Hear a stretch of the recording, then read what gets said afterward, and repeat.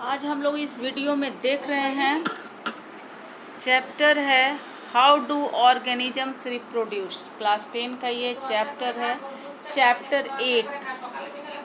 Chapter का नाम क्या है? How do organisms reproduce. इसमें जो हम लोग टॉपिक देख रहे हैं, ये टॉपिक है वेजिटेटिव प्रोपेगेशन।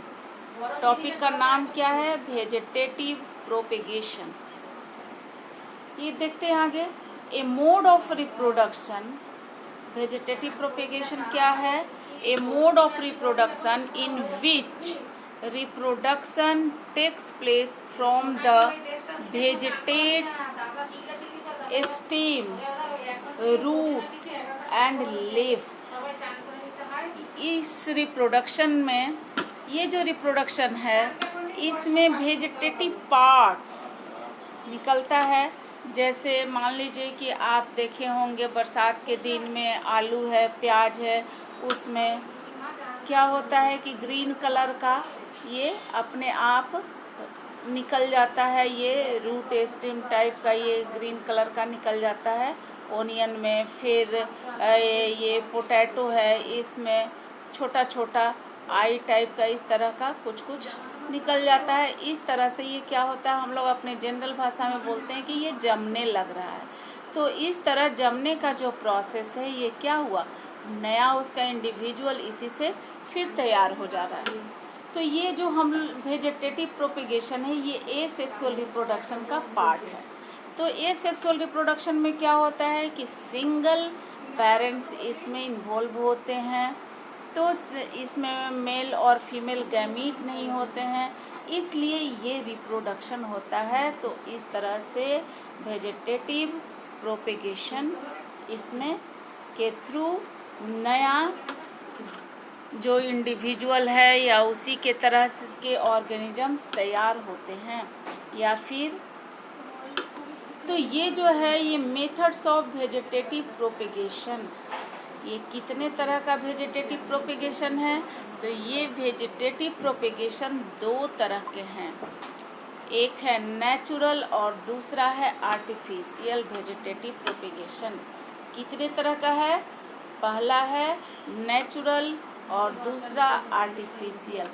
नेचुरल चीज़ से ये रिप्रोडक्शन हो रहा है, इसमें एग्जाम्पल नेचुरल चीज़ को लिया गया है, इसलिए ये नेचुरल वेजिटेटिव प्रोपेगेशन हो गया। और आर्टिफिशियल तरीके से ये कराया जाता है, इसलिए दूसरा जो हो गया वो artificial vegetative propagation. Natural vegetative propagation में हम लोग देख रहे हैं किसके किसके थ्रू होता है नेचुरल वेजिटेटिव प्रोपेगेशन। तो by roots, by stem and by leaves. ये तीन तरीके से होता है, बाय रूट्स, बाय स्टेम और बाय लीव्स। ये तीनों तरह से, ये रूट्स के द्वारा, स्टेम के द्वारा और लीव्स के द्वारा ये वेजिटेटिव प्रोपेगेशन हो रहा है। तो देखिए इसमें एग्जाम्पल लिया गया है एडवेंटिटस रूट्स ऑफ डालिया। डालिया का जो पौधा है वो आप गमले में लगाते हैं या ज़मीन में, तो देखे होंगे मोटा मोटा ये जम जाता है ज़मीन के अंदर। तो ये क्या है, ये रूट के थ्रू हो गया। दूसरा है पोटैटो और जिंजर। ओनियन में किसके थ्रू होता है? ये है बाय स्टेम। इसको हम लोग बाय स्टेम के थ्रू बोलते हैं। तो रूट्स हो गया, स्टेम हो गया, और तीसरा है लीव्स। आप लीव्स में देखिएगा कि इसमें एग्जाम्पल दिया हुआ है, ये है ब्रायोफाइलम। ब्रायोफाइलम का लीव्स इस तरह का है। और इसमें क्या होता है कि इसके मार्जिन में, किनारे किनारे में इस तरह से एक छोटा सा बर्ड जैसा निकल जाता है इस तरह से, और इसी में रूट निकल जाता है धीरे धीरे छोटा छोटा। और कुछ दिन के बाद ये क्या होता है कि ये जो पार्ट है, ये जो नया यहाँ बर्ड निकला है, इसमें रूट हो गया, ये डिटैच होकर सॉइल के कांटेक्ट में आता है, और इस तरह से फिर ब्रायोफाइलम का एक नया पौधा तैयार हो जाता है। तो ये हो गया बाय लीव्स। एग्जाम्पल इसलिए यहाँ देखिए, vegetative propagation by leaves, vegetative propagation by leaves. Leaves of bryophyllum bear adventitious buds. अभी बताया गया आपको फिगर में. In the note margin पे बताया गया which develop into new plants. Leaves of bryophyllum bear adventitious buds which develop into new plants. और यही जो बर्ड है इस तरह से ये निकलता है, ये फिर जैसे ही सॉइल के कांटेक्ट में आता है डिटैच होकर अलग हो जाता है और फिर नया ब्रायोफाइलम तैयार हो जाता है. नेक्स्ट है, तो अभी हम लोग देख रहे थे मेथड्स ऑफ वेजिटेटिव प्रोपेगेशन का. तो ये मेथड ऑफ वेजिटेटिव प्रोपेगेशन में नेचुरल मेथड देख रहे थे जिसमें रूट्स के द्वारा हो रहा है, नया पौधा आ रहा है, तैयार हो जा रहा है, फिर स्टेम के थ्रू हो जा रहा है और लीव्स के. तो ये जो वेजिटेटिव प्रोपेगेशन होता है ये ऐसे प्लांट के लिए है जिसमें कि सीड नहीं हो और फिर उसको जल्दी से तैयार करना है, तो वेजिटेटिव प्रोपेगेशन इम्पोर्टेंस है. नेक्स्ट में हम लोग देख रहे हैं आर्टिफिशियल तरीके से हो रहा है. तो ये है ग्राफ्टिंग. आर्टिफिशियल में क्या आ रहा है? ग्राफ्टिंग है, कटिंग है, लेयरिंग है और है एक यहाँ टिश्यू कल्चर. इसको आप सुधार लेंगे, यहाँ पे कल्चर लिखना है. यह क्या है? यहाँ गलती से दिया हुआ है एडचर लिखा हुआ है, एडचर नहीं होगा, यहाँ पर क्या हो जाएगा? कल्चर. क्या लिखना है हम लोग को? कल्चर. टिश्यू लिखा हुआ है और ये क्या है? CULTURE, culture, tissue culture. तो ये टिश्यू कल्चर हो गया. तो आर्टिफिशियल तरीके में क्या हो गया कि जैसे नेचुरल तरीके में रूट्स के थ्रू हुआ, लीव्स, स्टेम, तो ये आर्टिफिशियल में हो गया कि यहाँ कुछ नहीं करना है, वही पौधा है. जैसे मैंगो का पौधा हो गया या फिर हम लोग लगाते हैं नींबू का पौधा हो गया. ये सब में क्या करते हैं कि स्टेम के पार्ट से, नोट्स के पार्ट से कट कर लिया जाता है छोटा सा पार्ट और उसमें बालू, गोबर, मिट्टी बांध के उसको प्लास्टिक से कवर कर देते हैं और कुछ दिन के बाद वो फिर वहाँ पर रूट अपने आप निकल जाता है. तो इस तरह से ये नया पौधा बिना सीड्स के तैयार हो गया और आसानी से जल्दी से तैयार हो जाता है. तो आम के पौधे में भी जो हम लोग बोलते हैं कि कॉलम वाला है, तो ये जल्दी फल दे रहा है. तो ये इसी तरह से पौधे को तैयार कराया जाता है और फिर वो जल्दी फल देने लगता है. दूसरा है कटिंग. रोज का पौधा है, रोज सबको अच्छा लगता है, बहुत ही सुंदर उसका फूल है, खिलता है. तो इसमें क्या होता है कि जैसे बरसात के दिन में पौधा बड़ा बड़ा हो गया है तो वो क्या होगा, वैसे छोड़ देने से फिर वो, तो बरसात शुरू होते होते ही इसको कट किया जाता है और जिससे कि फिर नई नई डालियाँ निकलती हैं और वो फूल भी अच्छा खिलने लगता है.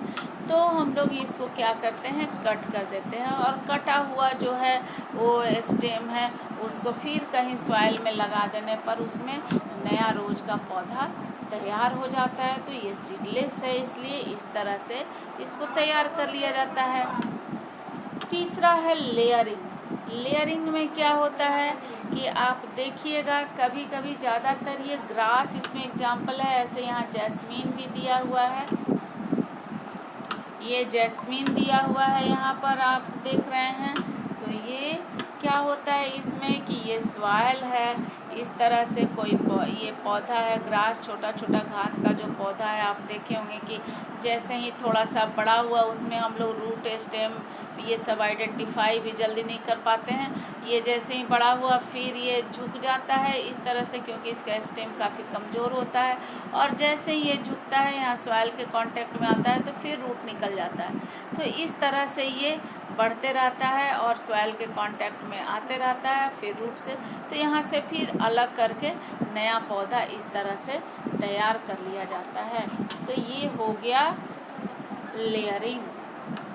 ये हम लोग क्या देख रहे हैं, लेयरिंग. तो पहला हम लोग देखें आर्टिफिशियल वेजिटेटिव प्रोपिगेशन, ग्राफ्टिंग हो गया, कटिंग हो गया, लेयरिंग हो गया, और ये चौथा नंबर है, ये है टिश्यू कल्चर। यहाँ पर क्या है, इसको आप सुधार लेंगे, कल्चर यहाँ लिखेंगे। तो टिश्यू कल्चर में एग्जाम्पल दिया है ऑर्किड्स है और ऑर्नामेंटल प्लांट्स है। ऑर्नामेंटल प्लांट्स उसको हम लोग बोलते हैं जो घर में जनरली फूल कम होता है, ये लीफ इसमें ज़्यादा होता है और सजावट के लिए गमला हम लोग रखते हैं, उसको बोलते हैं ऑर्नामेंटल प्लांट्स।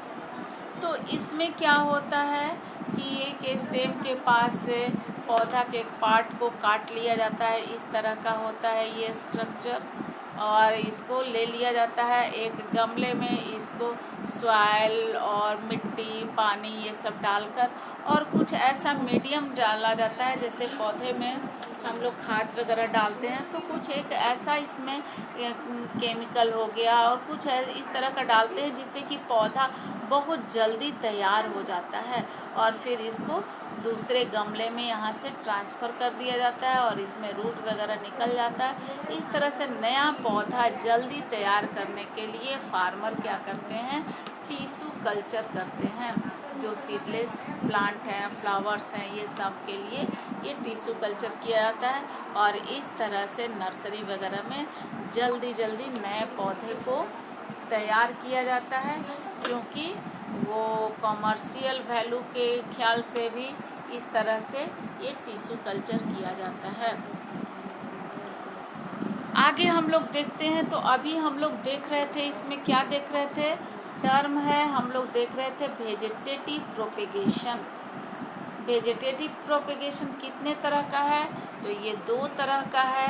ये कौन कौन सा है, एक है नेचुरल वेजिटेटिव प्रोपेगेशन और दूसरा है आर्टिफिशियल वेजिटेटिव प्रोपेगेशन। तो नेचुरल वेजिटेटिव प्रोपेगेशन किसके किसके थ्रू हो रहा है, रूट्स के थ्रू, स्टेम और लीव्स। इसी तरह से आर्टिफिशियल वेजिटेटिव प्रोपेगेशन ये हो रहा है, ये 4 तरह से हम लोग इसको कर रहे हैं। इसमें ग्राफ्टिंग है ये टर्म, कटिंग है, लेयरिंग है और टिश्यू कल्चर। आगे देख रहे हैं, ये एग्ज़ाम में आता है, इम्पोर्टेंट है आपके लिए। तो ये है benefits of vegetative propagation. Benefits means होता है, यहाँ पर आप इम्पोर्टेंस भी कह सकते हैं, importance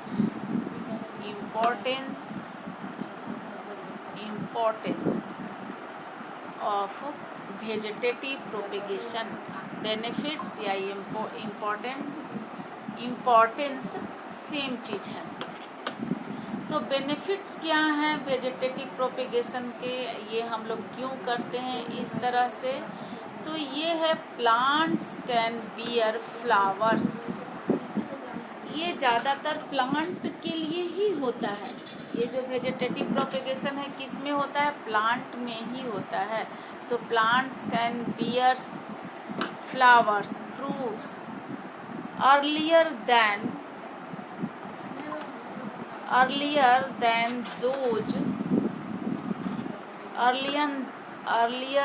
those produced from seeds।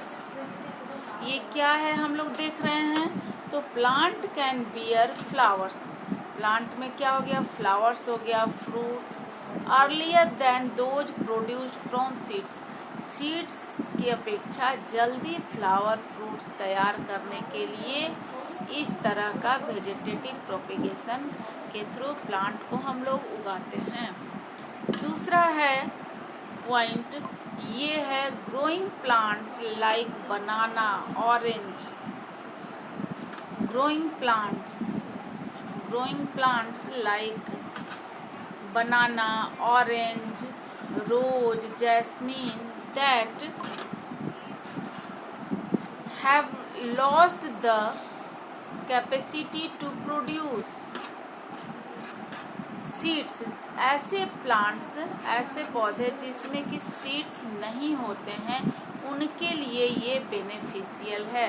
Seedless plants के लिए ये वेजिटेटिव प्रोपेगेशन इम्पोर्टेंट है। नेक्स्ट पॉइंट हम लोग देखते हैं। नेक्स्ट है, थर्ड नंबर है जेनेटिकल सिमिलर। ये क्या है? Genetical similarity is maintained in the plants. इसके थ्रू हम लोग जेनेटिकल सिमिलरिटी को मेंटेन कर पाते हैं। इसका मतलब ये हुआ कि जैसा प्लांट्स है वैसा ही पौधा इसमें उगेगा। अगर हम लोग सीड के डालते हैं तो सीड अच्छे क्वालिटी का होना चाहिए, ये सब चीज़ चुनना पड़ता है। तो इसमें क्या है कि ये इस सब की ज़रूरत नहीं होती है, जैसा पौधा है सेम उसी तरह का पौधा तैयार हो जाता है। इस तरह से ये देख रहे हैं, helps in growing seedless fruits. Helps, ये किस में हेल्प करता है? Vegetative propagation. हम लोग क्या देख रहे हैं? Vegetative propagation, importance of vegetative propagation. Helps in growing seedless fruits. ये जो सीडलेस फ्रूट्स हैं उनके ग्रो में ये प्रोसेस हेल्प करता है। आगे फिफ्थ नंबर एक और पॉइंट है, हम लोग देखते हैं। ये है इम्पॉर्टेंट पॉइंट है ये भी, cheaper and easier method of growing plants. Cheaper means होता है सस्ता, चीप एंड बेस्ट हम लोग लेते हैं ना, कोई भी चीज़ देखते हैं कि सस्ता भी हो और बढ़िया भी मिल जाए, तो इस तरह का चीज़ खरीदते हैं। तो ये जो प्रोसेस है ये इसी तरह का है। ये चीपर एंड ईजियर, आसानी से, सस्ता और आसानी से प्लांट उगाने का ये मेथड है, इम्पोर्टेंट मेथड है। तो इस तरह से ये पॉइंट भी काफ़ी इम्पोर्टेंट है। तो आप क्वेश्चन इसमें तैयार करेंगे, क्या क्या क्वेश्चन इस टॉपिक से हो सकता है? तो इसमें हम लोग ये टॉपिक ये तैयार कर सकते हैं, what is vegetative propagation. What is vegetative propagation हो गया। दूसरा question, right different methods of vegetative propagation. और थर्ड हो गया, आप इसमें ये नेचुरल और आर्टिफिशियल लिखेंगे। और तीसरा जो क्वेश्चन है आप तैयार करेंगे ये, राइट बेनिफिट्स और इम्पोर्टेंस ऑफ वेजिटेटिव प्रोपिगेशन। और इसमें यही पांचों पॉइंट को आप लिखेंगे।